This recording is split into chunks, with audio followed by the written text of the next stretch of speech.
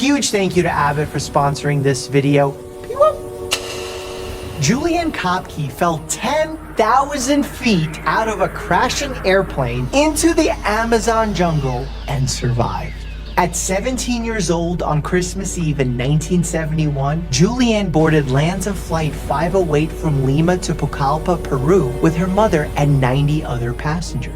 Only 25 minutes into the flight, the plane began to violently shake as it entered a thunderstorm. Looking out the window in horror, Julianne saw a bolt of lightning strike the wing of the plane. Chaos quickly erupted as the plane began tearing apart. Julianne, who was still buckled to her seat, was ripped from the plane. She fell 10,000 feet through the sky into the dense Amazon jungle below. She remained strapped to a row of seats, which actually acted as a makeshift parachute and landed perfectly amongst the high canopy of the jungle, softening the crash. Concussed and rightfully traumatized by the disaster, Julianne lay motionless on the jungle floor for an entire day. When she came to, she was alone in the rainforest, having only sustained a broken collarbone, a sprained knee, gashes on her right shoulder and left calf. Julianne rose to her feet, found a bag of candy from the rubble, and proceeded to hike for 11 days until she was found by 2 loggers. Today, she is known as Dr. Julianne Diller, a prominent zoologist who has traveled the world advancing the study of animal science and working in the same Peruvian jungle where she survived. So if there's anything you should take away from this story, it's this: wear your seatbelt. Phineas Gage had a 13-pound metal pole blasted through his skull and survived. In 1848, then 24-year-old Phineas Gage was working on a new railroad track in Vermont. His job was simple: literally just blow up rocks. One day, after placing a charge in a hole, he began packing sand with a tamping iron, when suddenly the iron caught something in the sand, probably a rock or a small piece of metal, and created a spark. This tripped the charge and caused a massive explosion, with Gage standing directly on top of that blast. What happened next has been studied by doctors, myself included, for the last 150 years. The blast rocketed the iron bar upward, penetrating behind his left eye, entering his brain, and then exiting through the top of his skull, finally landing a full 80 feet away. When his fellow rail workers rushed over, they were immediately devastated and shocked to see he was still alive despite a nearly 2-inch hole through his entire skull. Not knowing how to help in this dire situation, the workers rushed him to a nearby doctor, who was most definitely unprepared for such a gruesome injury. Despite some initial convulsions, Gage never even lost consciousness, and in one of the most miraculous medical cases ever recorded, he survived for 12 years, but with one major caveat. You see, Gage is also considered a vital piece of medical history, as he led us to start believing the brain was actually responsible for controlling personality. While Gage did survive the explosion, it's documented that damage to his frontal lobe led his personality to go through some major changes. Dr. Harlow, who treated Gage following the accident, said he is fitful, irreverent, indulging at times in the grossest profanity, which was not previously his custom. Some who knew him have claimed it took him years to regain his personality. Reports over exactly how much his personality changed have been the cause of much debate over the years, but regardless, surviving a metal pole flying through your skull is nothing short of a miracle.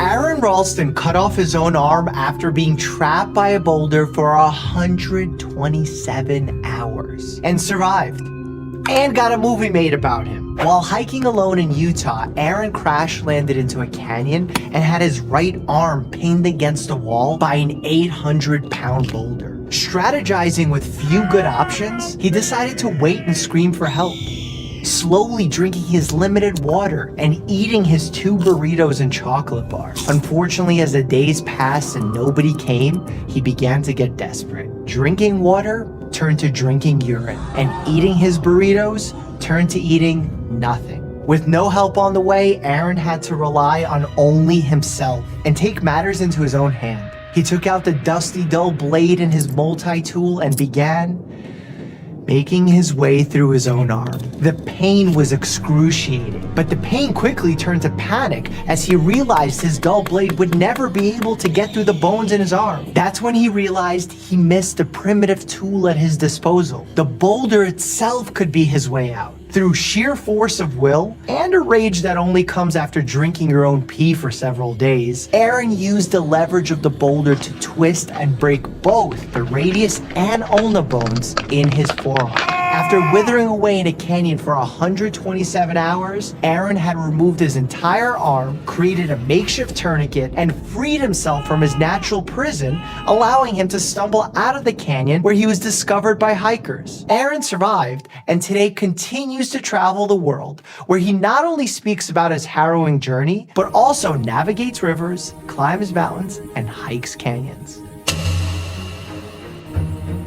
Dr. Leonid Rogozov performed an emergency appendectomy on himself and survived. In the middle of the 20th century, Russia began aggressively exploring and conducting research in Antarctica, and in 1960 sent an expedition to construct a base known as Novorossiysk. The team completed its construction in 9 weeks, and then had to wait out the winter until the ice thawed so they could be brought back home. Because the team was effectively stranded at the base, they brought along the doctor to ensure the crew could be treated for any illnesses or injuries if they were to arise. Tragically, Dr. Rogozov was the one who got sick. After suffering several hours of unrelenting abdominal pain, weakness, and nausea, Dr. Rogozov diagnosed himself with appendicitis, or inflammation of the appendix that can cause severe pain and even death if left untreated. Knowing that there were no surgeons around, he reached for all possible conservative methods to address his situation. But unfortunately for the doctor, none of them were effective, leaving him with only one final choice: surgical removal of his appendix, performed by himself on himself? He recruited 2 medical assistants, the team meteorologist and the team driver, to hold open the abdominal incision and hold a mirror to better visualize his surgical field. Seated upright in a hospital bed, taking as many sterilization precautions as possible, Dr. Rogozov began the operation. The pain and fatigue was excruciating, causing him to experience vertigo and take several pauses with his abdomen wide open. Nevertheless, he continued. He removed the perforated appendix and stitched himself back up over the course of just 2 hours. After 4 days, Dr. Rogozov's bowel function returned to normal. After 5 days, his fever was gone. After 8 days, his stitches were removed. And after 2 weeks, he was back to performing heavy work on the base. What a champ! Michael Cassidy was split in half by a fire hydrant during a motorcycle crash and survived. The 25-year-old was riding his motorcycle down the street when he unexpectedly lost control of his back wheel. At that moment, Michael knew he was going to crash. So in a split-second decision to mitigate damage, he veered in between 2 cars in the hopes of finding some grass. Unfortunately, Michael didn't see the fire hydrant hidden between the cars. His body flew full speed through the air directly into the hydrant. When he came to, he was lying face down, but his legs were face up. The hydrant had essentially split his pelvis in 2, known as an open book fracture. This is essentially a death sentence in most scenarios. Fortunately, 2 off-duty nurses witnessed the brutal crash, immediately rushing to his aid and summoning an emergency helicopter to get him to the nearest trauma center. Upon his arrival, doctors placed a special balloon catheter inside his femoral artery and slid it up near his aorta. Once inflated, this blocked blood flow to his lower half, reducing further blood loss and finally allowing doctors to get a good view of the damaged pelvis. It worked. Multiple medical teams collaborated to repair his ruptured bladder, reconnect blood vessels, and reconstruct his entire pelvis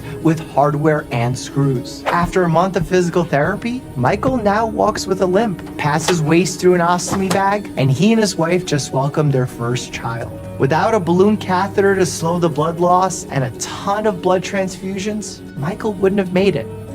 Receiving a transfusion can mean the difference between life and death when suffering a traumatic injury like the ones in these stories. That's why it's so important to get into the habit of giving. A single blood donation from just one person can help save the lives of 3 people. You can be that one person. As we head into the winter months, we tend to see donations decline because of the weather and holidays, which means donating now and becoming a recurring donor is so important.